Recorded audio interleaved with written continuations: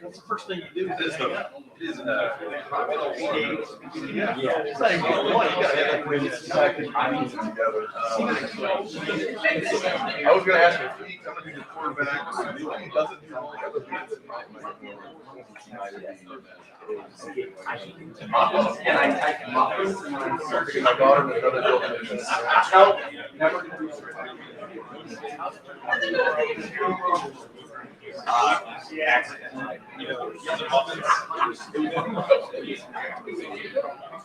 Carson? It's a monkey. Patrick, I can get to it without the hospital tonight. I can get you tonight. Yeah, if there's anything like real perfect, throw that up. I'm getting a day.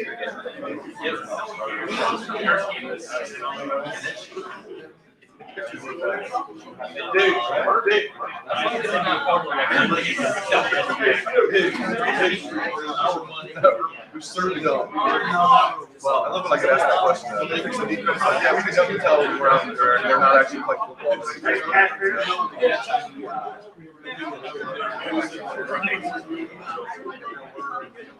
How are they doing in tackling? Why? Which I mean, we don't see that. Well,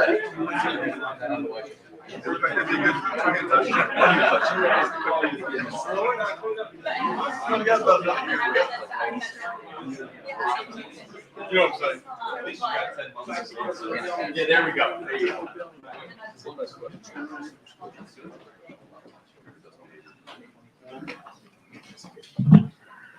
Nice. All right, folks. 2023 regular season press conference number 1. We'll open up the floor for questions. Dave Biddle, 24/7 Sports. Ryan, are you ready to name? Yes, Dave.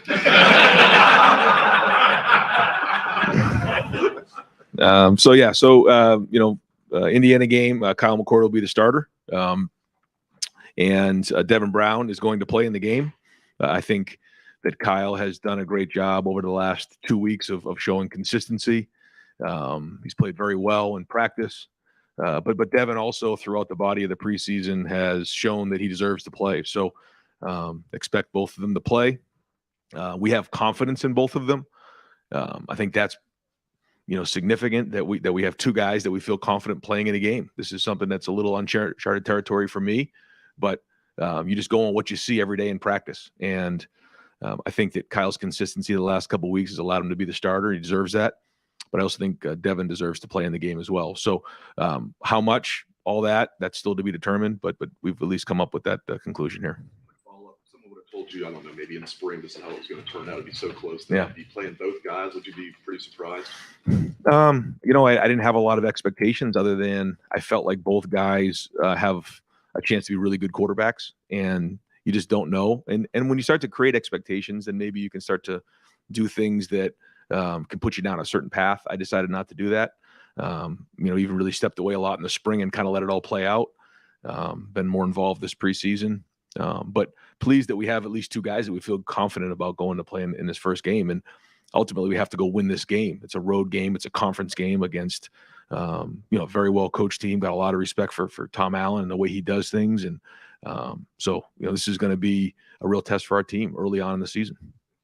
Second row right, Bill Landis, Rivals, and the podcast. Right, he said this is uncharted territory for you a little bit. So what do you rely on then as you try to formulate a plan to play two quarterbacks? Well, I think the first thing is you just have to go watch them play in the game. And it's one thing, in practice you see certain things, but to get tackled and to move the team down the field and, finish off drives, do well on third down, do well in the red zone, that's going to continue to play itself out during the season. And there's been teams that have done this similar before. And, ultimately I told the guys when I met with them today that the goal is to go, win championships. And when the season's all said and done, the story is going to be written. What we can't do is ride the roller coaster every drive, every game. They both need each other right now, and I think that's great. They make each other better. I think the competition has made them better, and it's been back and forth. And so we'll kind of go into the game, each game with a plan, and then evaluate it after that.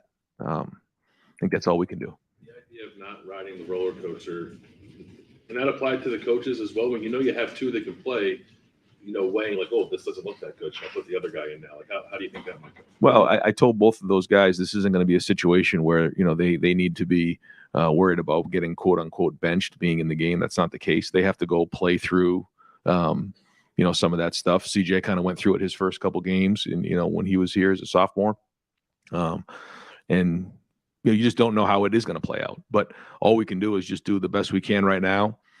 Go win the first game is the goal, and how that looks. I don't know exactly how it's going to be. And then a week from now, we're in a different place. We have more to go on, a bigger sample size of in game, and we go from there. I just don't have a crystal ball on this, and I'm not sure how it is going to shake out. But I think what we're doing is fair based on what we've seen this preseason. Right behind him, Tony Griffin, Buckeye Huddle. Right, quarterback position being different than any other position in terms of the transfer portal and things like that. Last week you said the winner, the tiebreaker, would be the guy that responds when his back is up against the wall.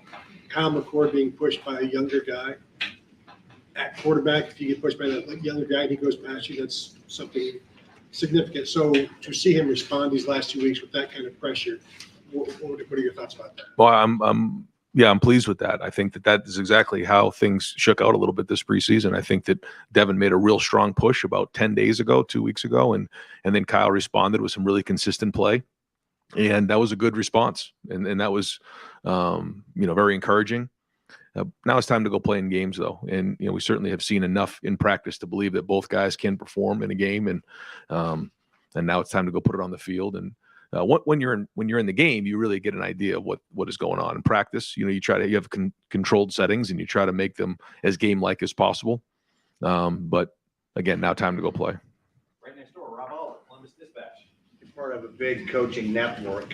Have you talked to anybody about how this has worked? Have you been part of it? I don't know if Chip's been part of it or not. You plan to do that, just kind of pick the brain of somebody who's been through it. I talked over years with different coaches, just because, quarterback play is something that obviously I've been a part of my whole life. And, you talk to different people about that and, the theory of, if you don't have a starting quarterback, you don't have a quarterback. I mean, that wasn't the case for, Alabama when they had Tua and Jalen and Mac Jones. Ohio State attracts some of the best players in the country, and it all worked out great for them. That's one example. You think about the year when the national championship was won here most recently, they had 3 guys who played. So, you try to do the best you can. A good problem to have is when you have multiple guys you feel good about putting in the game. And I think the more we play in these games, the more we're going to see the strengths come through. And we'll just, on a weekly basis, try to do the best we can, put a game plan together that gives our team the best chance to win. And again, I see our receivers getting in rhythm. I see the offensive line getting in rhythm with both guys. If I didn't feel that, then I would step in. I think both guys have won the team, and I think they feel confident with them being in the game on Saturday. Comment on this. Is it fair though to say that in a perfect world you'd have that one guy that would step forward? Just from a comfort level, maybe even as a coach. I don't know. I mean, we'll see where we're at this point next week, but and that's the way it's been in the past. But that doesn't necessarily mean that has to be the way moving forward. And these things usually have a way of working themselves out. But, again, I think the best thing to do is to let them go play in a game and come back for air over the weekend. Fourth row right, Spencer Holbrook, Letterman Road. Ryan, when you said that you want to play both, how do you try to navigate that going into game planning and letting Kyle get into a rhythm, but also making sure that you're going to get Devin in there, not interrupting Kyle's rhythm and allowing him to get into the flow of the game? Yeah, I think that's probably the biggest challenge, right? What you just mentioned, but we have to go play, and it isn't just about that drive. It isn't about anything else other than winning the game. And they're going to go get the plays. They're going to have the same game plan, and they're just going to go put it on the field and go win the game. And I mean, certainly that part of it, I think, is a feel, is what's going on in the game. But both of them are going to have to be locked in on that and go from there. Right behind him, Cameron T. Robinson, athletic. Real quick to clarify that, is for Kyle and Devin, is it, like you said, is it a feel on how they played, or are you talking about like split reps, or how do you? We'll see how the week goes. Yeah, we'll kind of see how the preparation is, and then kind of decide from there. What did Kyle do, like, especially in the last week, that made you think, like, okay, he's the guy who's going to start? Again, the consistency. Yeah. He's been accurate in the passing game. He's done a good job with his reads, taking care of the football. And that's important with the surrounding cast that we have on offense, is to make the routine plays routinely and take care of the football and ultimately lead the team down the field to score touchdowns. And he's done that. So that's why he's starting. Far right, Tom Terry, WBNS 10 TV. Coach, no matter who it is, it'll be a rookie quarterback in there. What do you expect out of Indiana? And that's been a tough place to play over there. What do you think they try to do to disrupt the quarterback? Well, the first thing is they have a very different team than they did last year. They've added a lot of new pieces, a lot of talent coming in, different little change up on the staff. And, we've been in dogfights with them early in the season before, and they're very well coached. So, we have to do a great job of adjusting to, some of the changes that they've made on both sides of the ball. But ultimately, it's going to come down to fundamentals, taking care of the football, tackling really well, hand placement, all the things that come into play in the first game, and handling the environment, going on the road for the first game, conference game. What's the guys, I mean, obviously they've gotten all the attention. How have they handled all that, because you played it, you understand that at Ohio State, that's the position everyone talks about. And, every eye is going to be on whoever's in there. Yeah, and every play is going to be, criticized or, applauded. And but when you come here, that's part of the deal. And, I shared with them both that, the great thing is they both get an opportunity to be the quarterback at Ohio State with an unbelievable team surrounding them. So that's the exciting part of it. And that's what they want. That's, when they decided to come to Ohio State, they knew that it wasn't going to be easy, and they're fighting tooth and nail to get on the field. And so that's the exciting part of it. But yeah, I mean, that's what comes with being an Ohio State quarterback, and they know that, and that's why they're here. Right behind Play Hall, WSYX. Ron, do you feel, in terms of the big plays you allowed defensively in those last two games, do you feel like that's been fixed? Do you feel confident in Knowles' approach this year? I mean, they broke your back. I mean, you might have won it all. So. Right. Well documented, and it's something that when you look at the season, that was an area that stuck out like a sore thumb, an area that needed to get addressed. We spent a lot of time on that. The answer will be, we get to the field on Saturday, and then as the season, shakes out. So we know that that's something that hurt us last year and it did cost us. So you won't know until you get into a game. That's the test. I say that all the time, is that, you prepare for tests, in any kind of subject you have here in college. It's the same thing when you get to the game on Saturday. You find out what your preparation was like and if it worked. But as you know, that's something that has been, something we've really focused on defense. Right behind him, Nathan Barrett, Cleveland.com. I'm just curious if, in this situation, have you had a two quarterback plan all along, like in the or whatever, or did you have to come up with one specifically for this scenario? No, didn't really have an expectation of what this would look like. We're getting the guys as many reps as we possibly can. I guess the only adjustment that I made was, and that we made as a staff, was going to the two fields where we could get more reps. So when we would usually go 1s, 2s, and 3s, we were going really 1s, 2s, 3s, and 4s, and getting, I think, 48 plays in a 2-period session, which was great. And so the more reps you get, the better, the more body of work you have. And both of these guys need reps. So that was really the only thing that we changed during the preseason. The rest of it we've just done like we normally do. Third row right, Dylan Davis, Delaware Gazette. Last week when we talked to you, you said you were looking for a sizable gap to name that starter. I guess has what Kyle's done. Would you call that a sizable gap? Is that a medium gap? I guess how would you define that gap? I think it's enough to be named the starter, and then they're both going to play. So, yeah, I think it's not a sizable gap, but it's enough to be the named starter. Then I want to ask, kind of piggyback on what Spencer said, these guys are still going to be evaluated. Obviously, they're still competing for ultimately the starting job. Things can still change. How do you guard against these guys maybe playing outside of themselves or, trying to do too much in a game, trying to put something on the field that maybe ultimately flip-flops the situation? Yeah, to talk about it and make sure that they understand that that's not going to be the case, that this is something that's ongoing and that we're looking at this through this season. So at some point, the season's going to be over and we're going to look back on this year. And sometimes it's hard to do it in that manner. We all want to look right now and see what's going to happen with the whole season and, react to what's going on right now. But if you can take a step back and think about, okay, at some point January is going to be here. And we get to January, we're going to look back on this season and there's going to be a whole bunch of football played, no matter how it shakes out. And so that's not easy to do, but it's something that we've talked about so that they understand that this isn't about one player, one drive. This is about the entire season.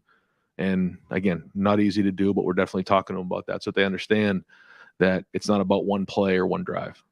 Third row left, Dan Hope, 11 Warriors. Ryan, have you guys decided who's going to handle the kicking duties on Saturday? Jaden will handle the kicking duties. Yeah. What led to that decision? Yeah, just overall consistency again. We chart everything, and he's done a really good job. In the spring, he did a nice job kicking off for us last year, and his overall consistency has allowed him to be the starter. And we just really go off of the chart. How many kicks have you made in this area?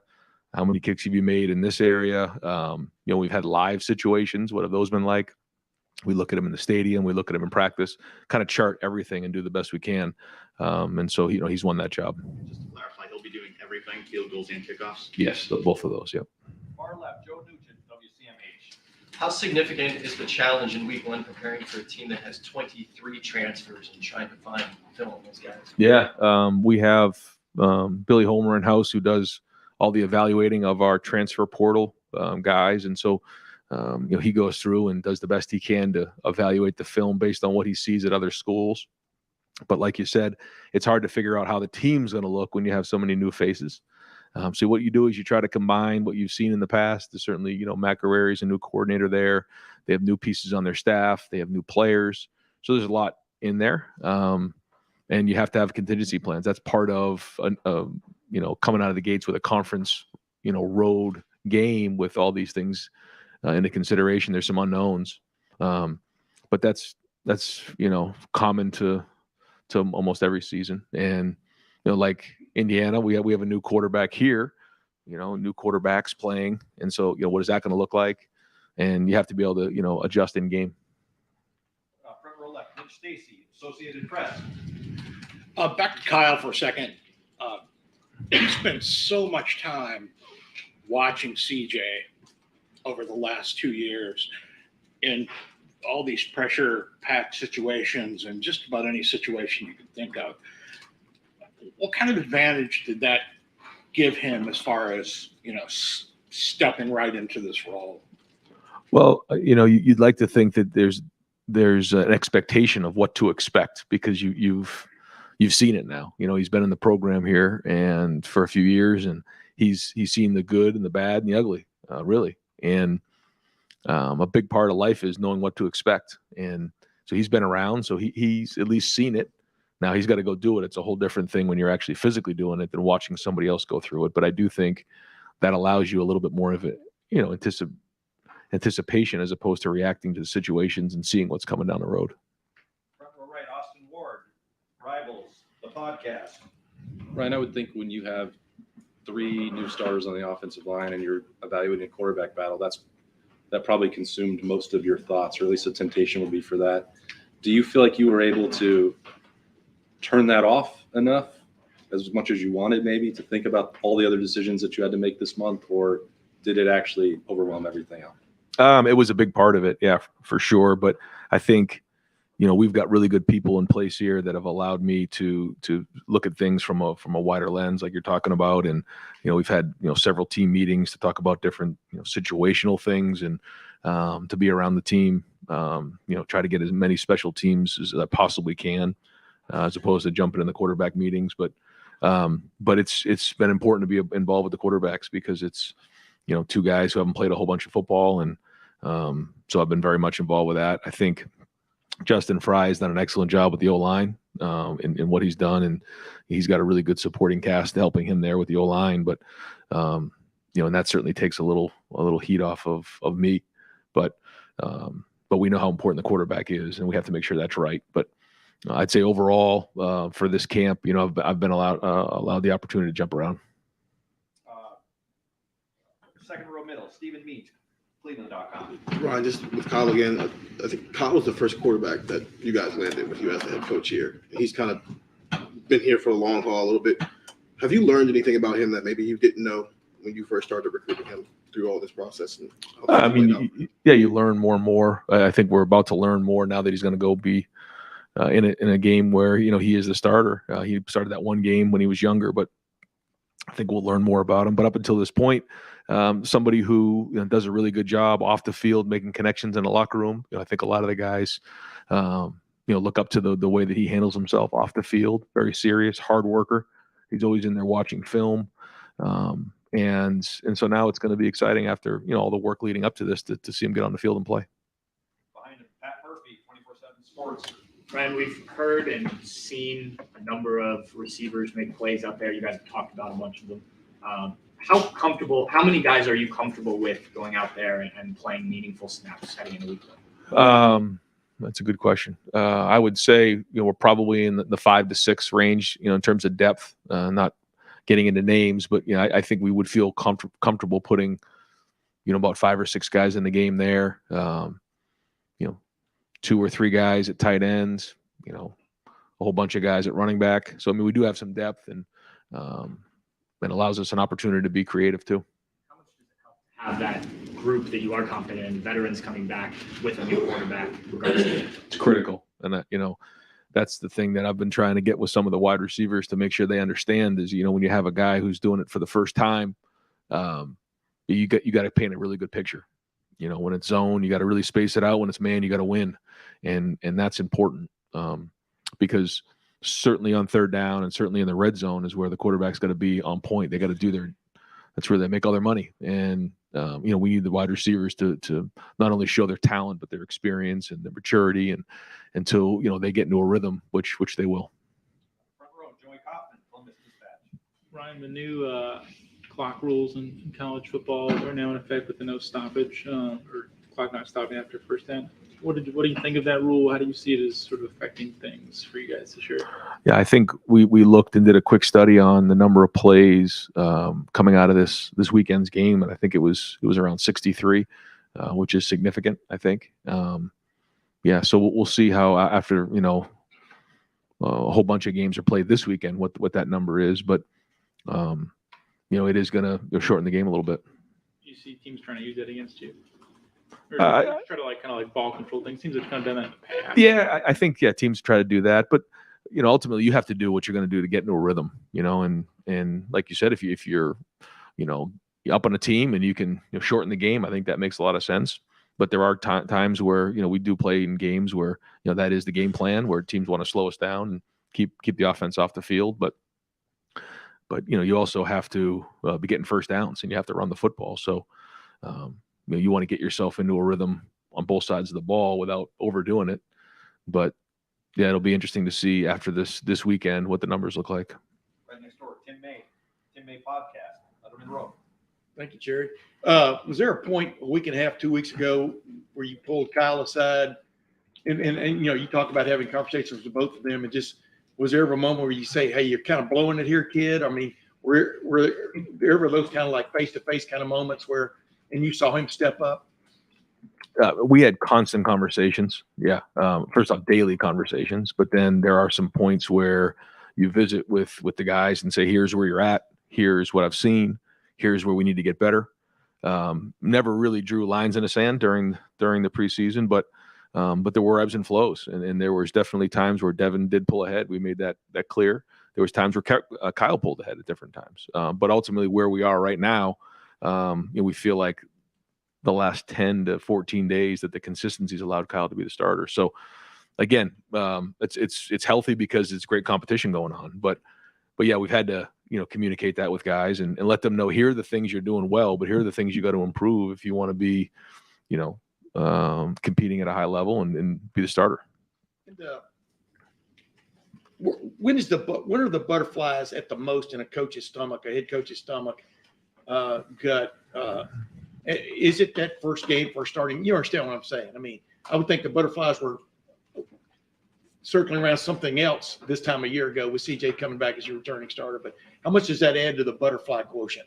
Yeah, it doesn't help. That's for sure. Yeah, I mean, every game there's butterflies. That's just the way it is. But you go off what you see in practice, and we have a team that's played football before, so that helps with that.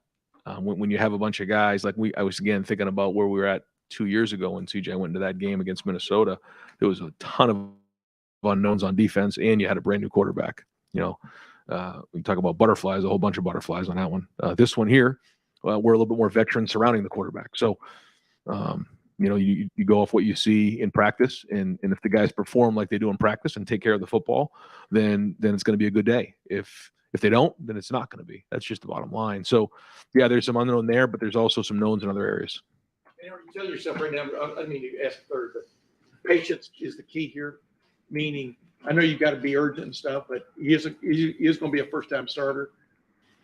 Obviously, I don't know if patience is the right word. Yeah, I mean, well, there has to be urgency, like you said, because we got to win this game. I mean, this is not going to be easy to go on a road with brand new quarterbacks and all the different challenges that we have in a conference game. So, we got to take care of the football. We got to be able to tackle well. We got to run the football. We got to stop the run. We got to do those types of things. Play situational football. And the guys have to play well. They do. But that being said, I think each week we're going to have to identify the things that the guys are doing well, figure out how they did in game, how do they respond to certain situations, how did the team respond to them.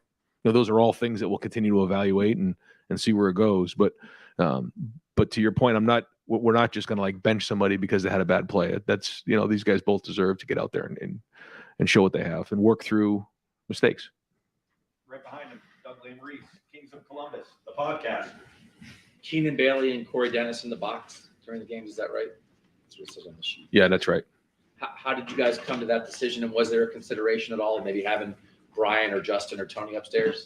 Yeah, there was when Kevin was up there, got great information, but felt like for the substitutional situations and being down on the field, we felt like Brian and Tony would be good down there talking to their guys. I think we'll have enough information coming from the booth. If we feel like we're not getting enough, then we'll make a change. But I feel like, and Mike's going to be up there as well, one of our graduate assistants, Mike Seleni, and he does a really good job, and he's really in tune with the front. Keenan will do a really good job with the back end and tying in the front end, and then Corey's always looking at the back end. So I think those three guys can give us the information we need. Also getting down in the field what's going on. You can still see things down on the field, like Justin will be able to see things. I think it's important to be around your players, and get around them and make sure the substitution patterns are right and adjusting in game. If we feel like we're not getting enough information, then we'll make an adjustment. And then multiple running backs, you mentioned that. Do you have a sense of how you might like that to go here in the first game? Do you imagine a split? Can you play three? Is there a lead guy? And when you're rotating quarterbacks, does that have any effect on how you might rotate running backs? I don't think those two go together, really. I think we're just going to play like we've done. That's why we've had two different fields, and the guys feel comfortable with each other. So I don't think that'll be an issue. But I also think, Trayvion's had a great camp. Mayans played well. Chip has done great. I think you're going to see all those three guys for sure. Dallin Hayden is run well. So at least those four. Evan. We'll see if we can get to Evan, but there's a lot of guys in that room. We're going to need all of them. We're going to need all those guys in the game. We're going to need those guys this season. I assume you told those guys this morning, is that right? Yes. What was Kyle's reaction and what was Devin's reaction? They both agreed. They felt like, I asked their feedback, and not to get into the details of it because it's it's in-house, but I kind of said, any feedback on that, and they said, no, this is it fair? And they both agreed it was fair. I met with both of them together, and they both shared that they want to do what's best for the team, and that was great. And I said, there's going to be a lot that comes with this, just being at Ohio State and the media, and you have family, you have friends, you have a lot here. You guys just need to focus on doing the best you can, and at the end of the season, we'll come up for air on this thing. And that was the message. And they were both great. They're excited to play. And you said that Devin will play. Does that mean he will play in the first half when the game, I mean, who knows how the game's going to play out, but are you going to make sure that he plays while the game is competitive? I mean, as I sit here right now, that's what I'd like to do. Yeah, I'd like to get him in the game and meaningful snaps and let him play.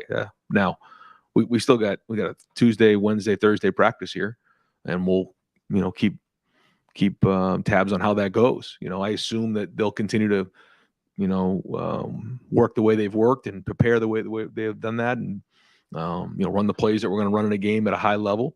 If something were to change, then we'll make an adjustment from there. But yeah, I'd like to do that. Just to clarify real quick, the offensive line, Josh Simmons at left tackle, Josh Fryer right tackle, is Carson Hinsman the center? That's it right now, yes. Second row left, Steve Hellwagon, 24/7. I apologize, I didn't catch it. Is Hinsman the center, or what is the situation? He is. Hasn't played it down a college football to go shoved right in there as a redshirt freshman. Just your thought about him. Yeah, again, you trying to keep me up at night again, like the rest of these guys? Jeez. Yeah, but everyone who comes into the program, has to go through this. And there's going to be good plays, there's going to be bad, but you go off of what you see, and we believe that Carson can do it because we've seen it on the field. We also feel like, Vic's done a nice job as well, and if we need to put him in the game, we will. But Carson deserves the opportunity to play. He's practiced well, and there'll be butterflies early on, but once you get into the meat of it, you start to work through those things, and before you know it, you've got some games under your belt. True freshman, do you have a short list that we will definitely see on Saturday? It sounds like Carnell Tate could be at or near the top of that list. Just anybody that you're certain offense, defense, special teams is going to play. Probably forget some. I think you'll probably see Arvell on special teams. I think you'll see Malik playing in the secondary. Carnell, you'll see a wide receiver. I'm going to forget a couple guys, but those three jump out. Luke, if you get a chance on the offensive line, perhaps. Yeah. Montgomery. Yes. Yeah. Luke will get in the game. Getting close to wrapping up, folks. We've got time for a few more right behind him. Jeff from Press Pros. Depth. Talked a lot about depth here and there. Yeah, you got a new center, you got a new quarterback, you got two quarterbacks on the play. How do you feel about the depth and experience this year based off the last couple of years, and maybe those butterflies for some things, but overall fewer? Every year you're going to have new faces in some of these spots. Some of them are guys who've been in the program. Some of them are transfers. But like you said, there's a lot coming back, and that does, at least allow you the opportunity to know these guys have been in games before, and that takes a little of the unknown out of it. And that is important. It gives you confidence going into a game like this. Is the offensive line sort of with the three new starters, does that still feel, you used the word decent depth, I think, a week or so ago. Is that from a strength? Yeah, I think so. The good thing about Simmons is he's actually played in college games. Now, again, it's a little bit different. Josh has played in games, hasn't, and actually has played a significant amount of time. So that part's good. Carson hasn't, but it's time to get out there. And again, we have to go with what we see in practice every day. And if they continue to perform the way they've done in practice, we say you sink to the level of your training, then, they'll have an opportunity to grade out champions, and it'll be a good day for them. But it's time to get on the field and go see. All right, Adam King, WBNS. Obviously, going on the road in the opening game changes a lot of things. I think it's like the last 4 road games, Ohio State's trailed at the half when they opened. How do you not allow that? How do you not allow that to impact the quarterback? Like in your mind, knowing that struggling on the road is a natural thing. Yeah, every play is going to matter even more. I think we talked about the plays. I think that is critical. But like you said, you can't panic when things aren't going well, but you also can't get out in front of yourselves when things are going well, or when things aren't going well. Then you can't panic. That's part of the game, and that's the thing about practice. When you have a good play or a bad play, it's on to the next one. Or now when you're in a game, there's consequences or whatever for whatever you do. And that's going to be part of this, is understanding where you are in the game, managing games, not panicking. But also, again, like I said, you got to put, there's a couple of years ago we played Indiana. We were up by a bunch at halftime, and then they came all the way back and almost caught us at the end. those are all the types of situations. But I think my first year here, it was really close at halftime. Up there on a Thursday night, there was a dogfight, and we know we're going to get their best shot early on, and they have some really good talent coming in. So we have to be prepared for whatever. I always say this at halftime: you're either it's either tied, you're winning, you're losing. It's one of those three things, and you got to have a plan for all three. You can't get in a situation where you get to halftime and you're like, okay, we're not winning. What do we do? Well, we know that that's an option here, so we have to be able to talk about that ahead of time, and I'll do that this week. Got time for a couple more. Fourth row right, Andy Backstrom, Letterman Row. Ryan, you talked a lot about that Oregon game and how influential that's been for you looking back on CJ's time. That Minnesota game, is that right along with that in terms of what you learned from that experience now having a new quarterback on the road in a Big Ten game? Yeah, you learn every year. But every team is different. Every scenario is different, but you try to do the best you can based on your experiences. And that game was a learning experience for sure. Deep left field, Jeremy Birmingham, Rivals.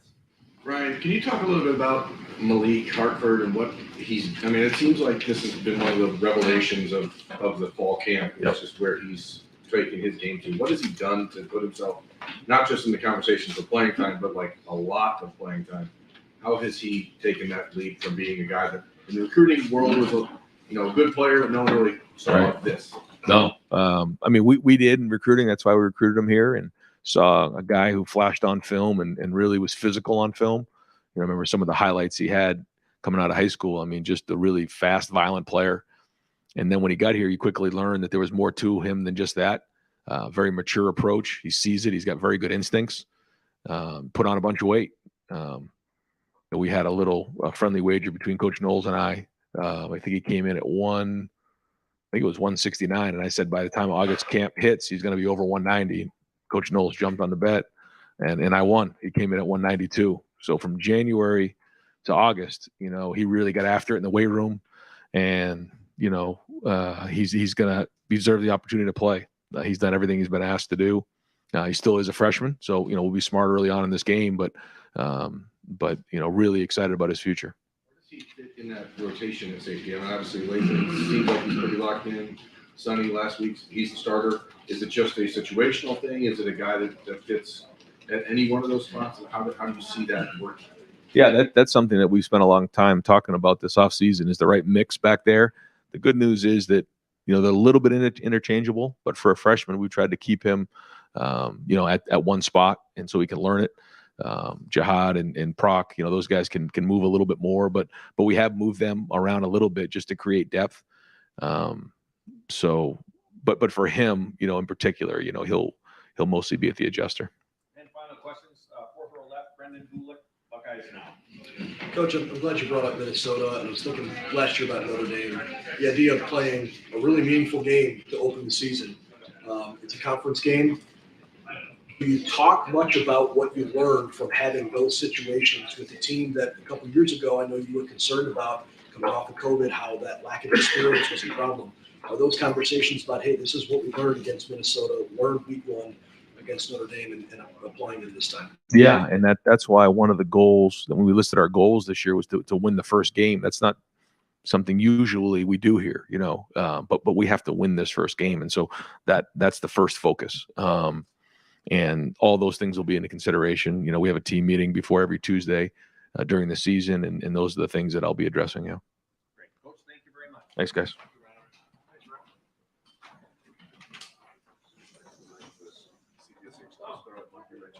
All right, folks, we'll have Coach Knowles here in about 5 minutes.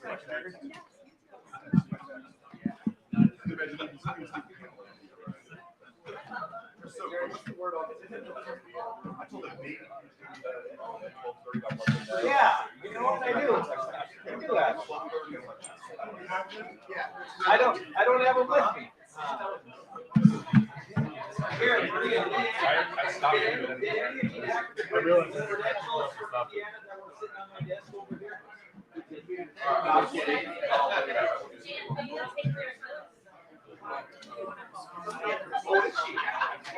Hey, folks, after Coach Knowles, hey, make sure she stays for like another half hour or so. Amelia Fritzy is in the main lobby with your season credentials. for those that got their requests in early enough. So FYI. And I'll bring Indiana to practice tomorrow. Plan tomorrow is we'll have about 4 to 6 players, thinking Xavier, thinking Donovan Jackson, thinking thinking Michael Hall, thinking Travion, thinking not thinking Kyle. Post game. Thinking Travion, Josh Fryer. Who's the defensive guy? Michael Hall and Lathan.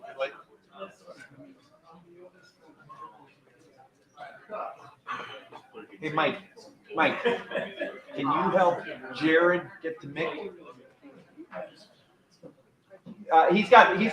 Hey, Mike, we've got like 15 minutes still though.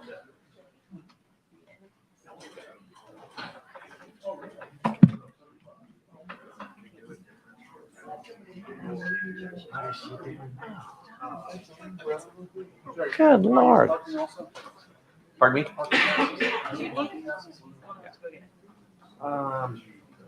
Hey, Bill, they said a thing it might be digital. No, because I want to go through it. Steal a parking from some. Yeah, I'll see him tomorrow night. Yeah.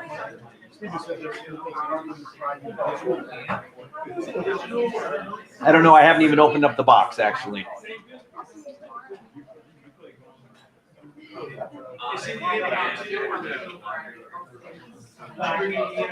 No, I forgot. I'll bring him tomorrow night. Is anybody not going to be here tomorrow well, I'll give it to Bill. Let me think here. You're not coming south again? Are you guys riding over together? Yeah. Hey, so no, I got it. What's that? Yeah.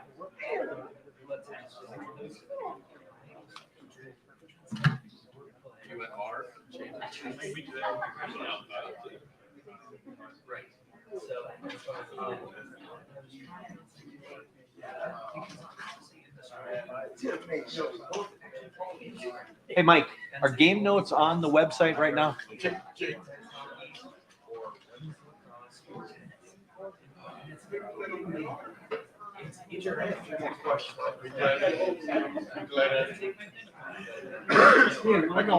Just save them for the Youngstown State game. Yeah.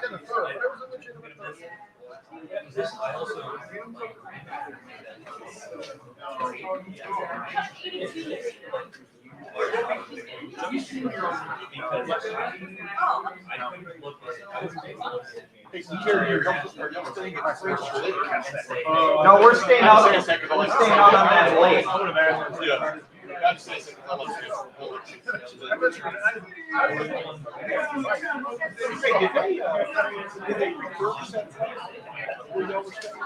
I don't think so. Yeah. Restaurant won't be open. Yeah.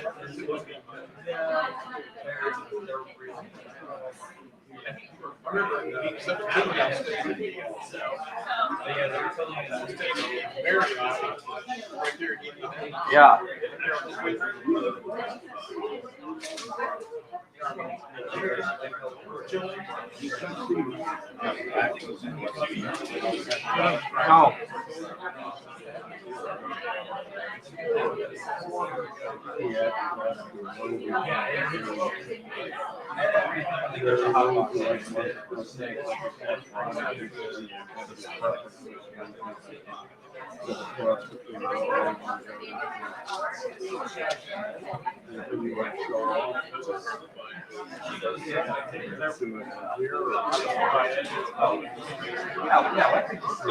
Yeah, I can be close.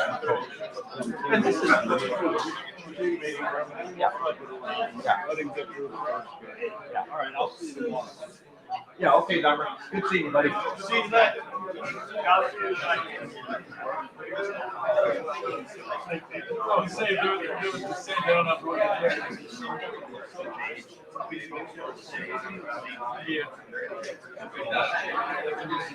Kings of Columbus, just branding, does branding. All this is all about branding, you guys. I'm getting complaints. People are saying your introductions are taking longer than the questions. On three, Letterman roll, rival, podcast.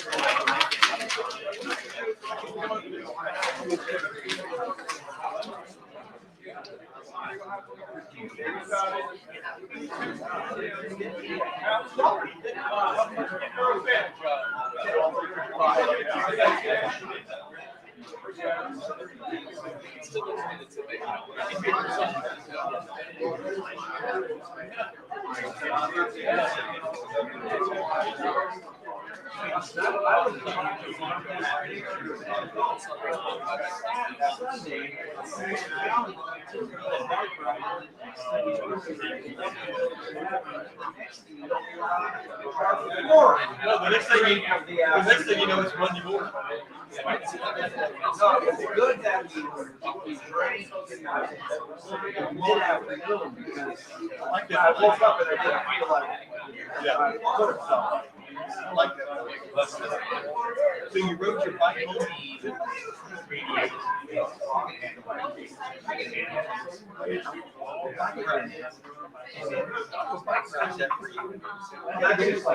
You gotta go uphill though first. we went 12 miles and they stopped at ED2. So go by my house. Where'd you go? Walk the road and on Darby. Thank you. You like Hill? Yeah.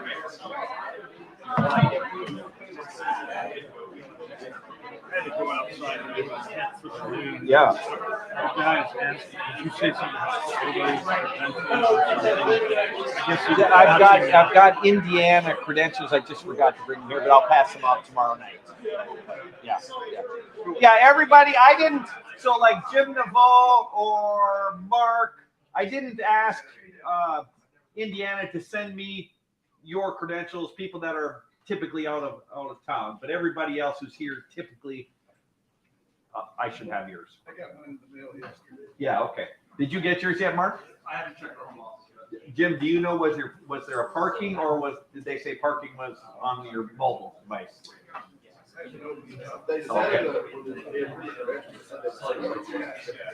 Okay.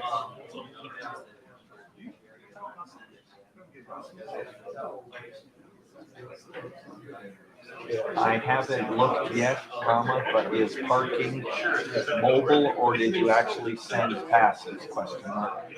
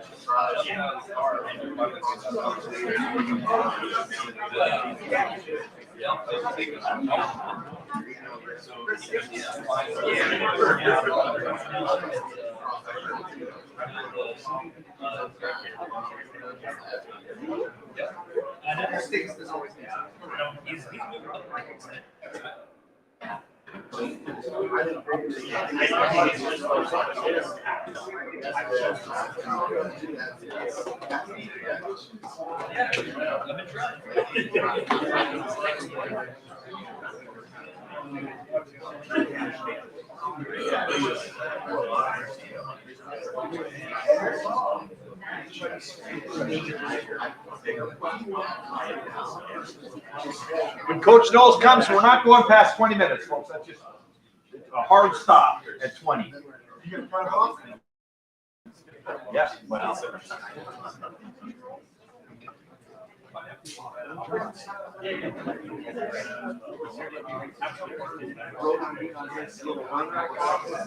gracious. That's sticking. I'll punch you in the face if I ever see you. What did he say? Just the worst. He's a loud mouth. The helping technician spent several days watching practice materials. And I'm the fourth baseman. I'm not really saying such things about you. Are they ranked 1 through 4? Or you just want to?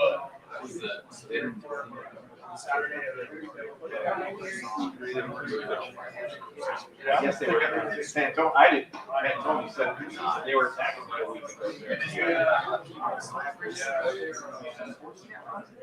Yeah.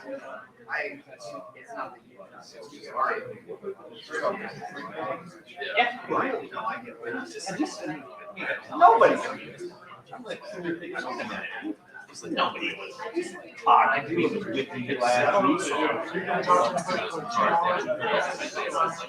Mike or Doug Cal, maybe it was Cal in that road.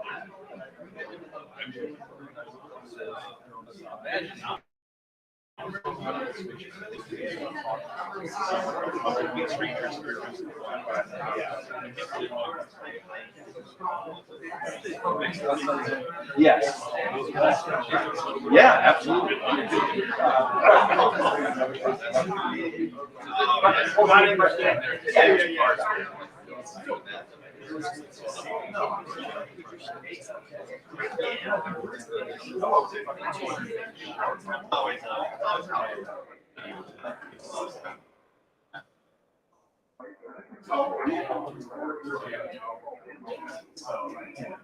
Right. Yeah.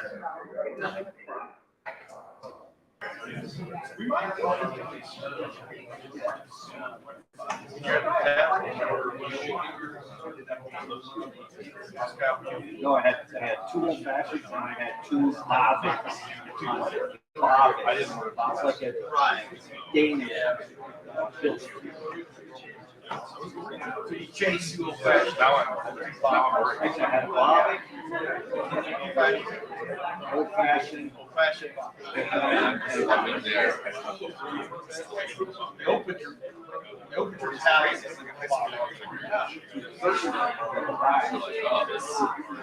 I don't think so. No, I actually was Bobby.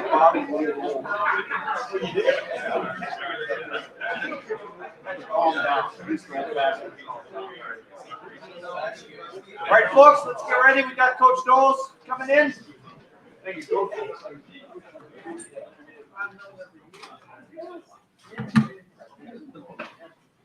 All right, folks, we're going to open up questioning with Nathan Cartwright, Nathan Baird, Cleveland.com. Jim, Ryan was just telling us about your preseason bet about Malik Hartford's physical gains. I'm just curious, beyond his physical growth, what has put him in contention to have a real role here to start the year? Smart, football intelligence. Had a guy that at Oklahoma State, Colby Harvell Peel, played for me as a freshman. I mean, these are guys that they're rare. They at safety, they're rare. They come in, they just have an understanding of the game, and they find a way to get around the ball. So it jumps out at you. Second row middle, Stephen Means, Cleveland.com. Last time we talked about, you said Jihad, Josh, and Malik were all in that battle to be that third starting safety. Have you guys come to a conclusion there? Nope, they're all still in contention. I can probably see them all.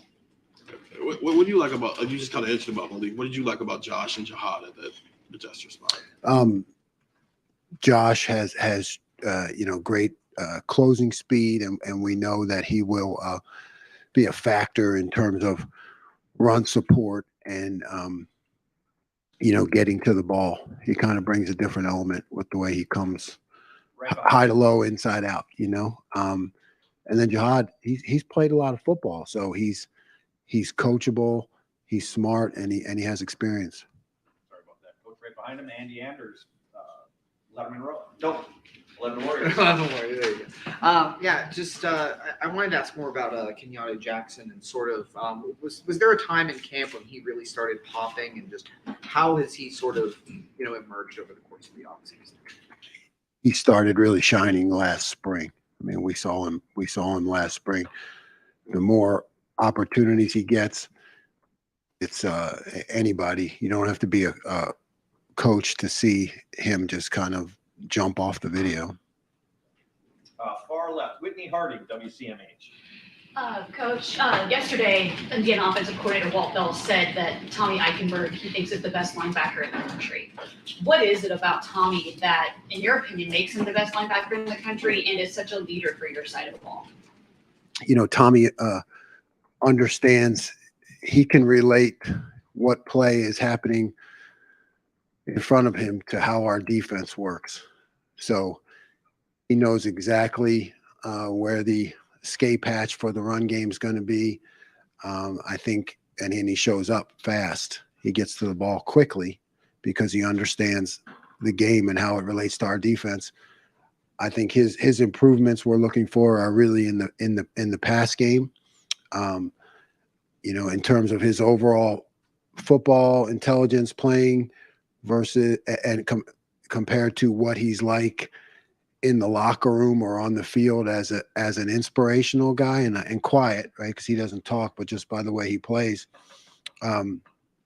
they're both really high, So I think that does make him. I don't really know what's out there, but I think he's the best in the country. This being the second year now that these guys are in your system, are you looking forward to seeing them maybe think less and be more instinctual with what they're doing out there? And how's that going to make what you guys are doing better? Yeah, I mean, the more someone understands the complete system rather than just an individual position, but how all 11 parts work together, you said it, the faster they can play. As coaches a lot, and as fans or as, reporters of the game, I think a lot of times if you see a guy playing not at full speed, right, it's easy to wonder, is he not motivated or does he not know what he's doing? And I think that's as coaches, we have to take responsibility for that. If a guy knows what he's doing, he can play fast. If he doesn't, he plays tentative. That's a reflection of coaching. Second row left, Steve Hellwagon, 24/7 Sports. Yeah, Coach, it seems like there's been a lot of comments about Jack Sawyer and maybe stepping up his game and becoming perhaps a more consistent pass rushing player for you guys this year. Just have you seen that in preseason camp, and how important will that be to have him and the other guys you mentioned, Kenyatta, create that kind of pressure? Yeah, I mean, Jack, we moved him around a little bit. I mean, I think that gave him a good feel of what the defense is about in its entirety. Ultimately settled on the fact that he needs to be attacking in part of a 4-down group, and he shined. He's been able to focus on one thing, and I think when you do that, your talents can really grow and develop. Those two spots, defensive tackle, do you have a pretty good rotation there? What that'll look like? Maybe two guys, 2 and 2 at each spot. Just what would that look like? Yeah, I mean, I think there's a whole grouping of guys that can play there. I do, and I think we're really solid. Tyleek, like I said, he's been I think he's really athletic. He was a little banged up, but he's back. Mike Hall is going to be really hard to handle. I think we all saw that. We have to keep him healthy. Ty is a guy that you want, like a stalwart of the defense. You need those guys. You need those guys on the front line that are going to take 2 blockers and are willing to do it. Don't sleep on Jaden McKenzie. He's a playmaker. Hero Canoe, I think, has really shined, in camp. Fourth row right, Spencer Holbrook, Letterman Row. I guess on that topic, you've talked about a lot of guys who said the phrase they're going to play a lot. How many, I know that you guys want to play a lot of depth, but how much is too much as you go into the season when it comes to not over substituting to where guys don't get into a rhythm on the field? Well, up front, I think that's it's whole a whole different entity. Coach Johnson has done that very well and will continue to do that. So we're not looking for any of those guys to get a lot of reps. When it comes to the, in terms of who has the majority of the reps, we'd like them all to play equal and all to be fresh in the fourth quarter and attacking and rushing the quarterback. When it comes to linebacker, Tommy and Steele, they have to play the majority of the plays. Because you're right, there is a lot of consistency and seeing what the offense is doing involved in there. But, Cody and CJ will both play. Front row right, Austin Ward, Rivals, the podcast. Jim, when did Tyleek get back to closer to full speed, and what's the next step for him? I don't remember the exact day or when, all the days run together to me, but I mean, his next step is just consistency. He flashes tremendous athletic ability, and it's just consistency. It's just, doing it all the time, every play. Far right, Andrew Gillis, Cleveland.com. Jim, you obviously know Indiana's defensive coordinator pretty well. What kind of game plan would you expect from him against, new quarterbacks, new offensive linemen? Yeah, I do have great respect for Matt. He's, oh God, I don't know if I have to say a son to me. I don't know how much older I am than him. Maybe a little brother, but I know Matt too is he's a team guy first. So I think he'll operate, within the system that they have, and I think he'll, he knows what we have in terms of our receivers. So I could definitely see him doing something to help them, in terms of that matchup. Fourth row right, Andy Backstrom, Letterman Row. Jim, Coach Day was saying that Arvell Reese is one of those guys who's earned the opportunity as a true freshman to play right away, at least in some capacity. What has he done since the summer, arriving late, to show you that he can do that?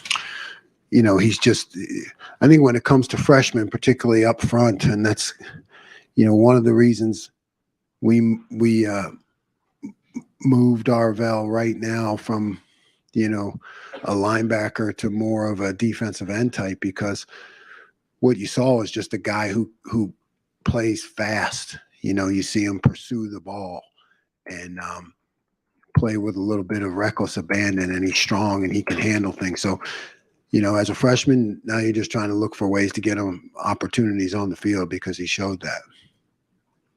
Front row right, Tim May podcast. Yeah.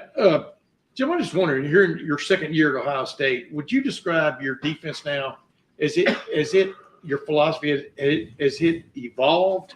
You know what I mean? Compared to a year ago. And then number two, the question I keep getting asked by everybody is, can they stop the big play? Can they stop that explosive play because of the way the year ended right now? Yeah. So maybe both of those are the same question. Yeah, they are. They're both the same question. Yeah, it's I'm ever evolving. I want to be.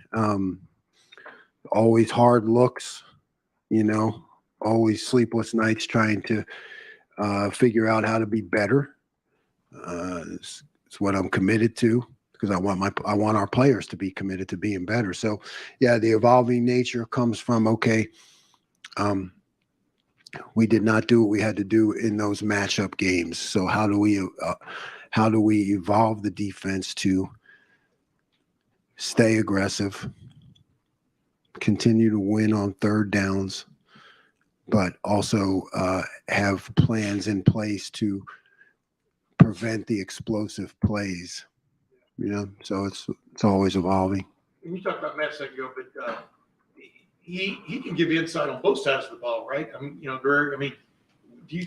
Yeah, thanks for reminding me. Yeah, he can. He does. He knows what I do really well. So yeah, he will definitely be able to give their offense insight into what we do. Third row right, Tony Girdman, Buckeye Huddle.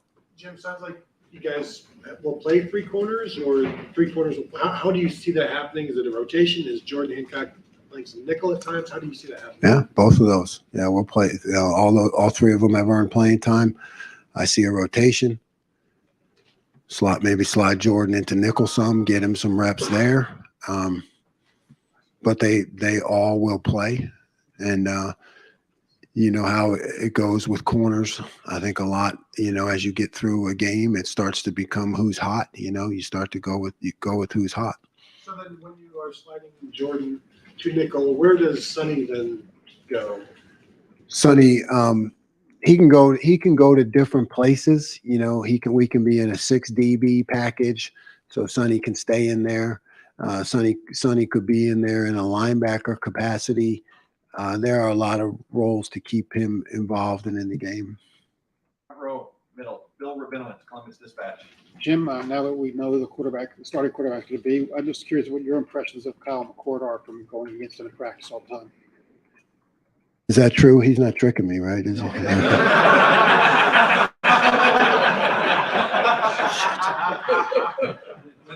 Coach didn't name Okay. Well, he's a St. Joe prep guy, so that's my first thing, right? Right. Prep pride, so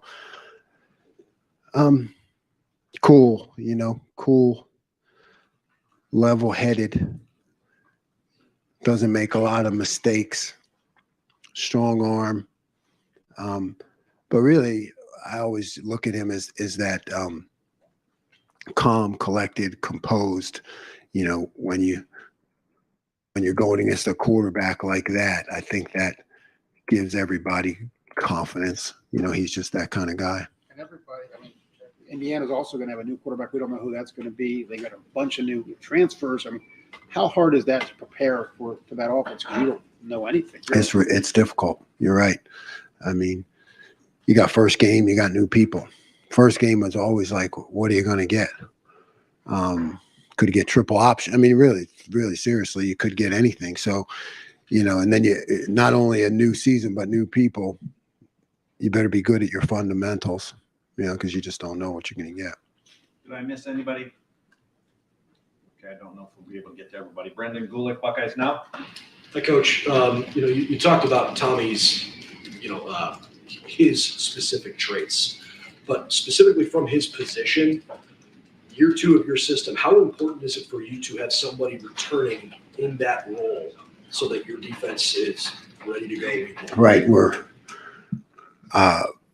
pushing, coaching, leading Tommy to become that quarterback of the defense, to be able to, see what's happening on the field, and relate it to what I call, to understand why I'm calling it, all those things. But, you're exactly right. Second year, we want him to be the quarterback and run the show. Third row left, Dan Hope, Lebanon Warriors. Jim, with not naming a starter at free safety yet, is that more that nobody's emerged yet, or do you feel confident in all 3 of those guys? Yeah, they all can play, but you're right. Who's going to get it? We still got a couple of days of practice left. Let's go out and see what you're made of. Go and get the position. Is there a concern at a position like that you don't have one guy solidified as a starter right now? Yes. When we know that honest truth, the rest is BS. When you have, you don't have one particular guy that you're, hey, this is our dude. There's always some thought behind it. There's always some angst behind it. Who's it going to be? What's this guy do well? What's he do well? How am I going to call it when he's in there? What am I going to call when the other guy's in there? So yeah, there's something to that. And final questions, deep left, Jeremy Birmingham, Rivals. Jim, when you have guys like Malik Hartford and CJ Hicks and Sonny Styles, people that are just athletically maybe a little bit different than what you've had in last year, that were really ready to play, how do you balance the experience and the stability of guys like Tommy and Steele versus the upside and potential excitement, but also the potential mistakes that a guy like CJ makes in that role? Do you see yourself maybe playing more with CJ alongside Tommy so that you have that support system in place? Yeah, I think your point is valid. It's blend. It's a blend, right? You have to, the younger guys who are extremely athletic versus a veteran who is going to know exactly what he's doing. So it's always a back and forth. Don't be hard one way or the other. Let's give these guys a chance to do what they do well. Let's give those guys a chance to do what they do well. A year ago, was that, and I know for you coming into a new system and new guys, was that a bit of a challenge that you feel like you've been able to get over that hump personally to feel more comfortable playing those guys? Everything's a challenge all the time. And if I ever think I'm over the hump, then I shouldn't be here anymore. So.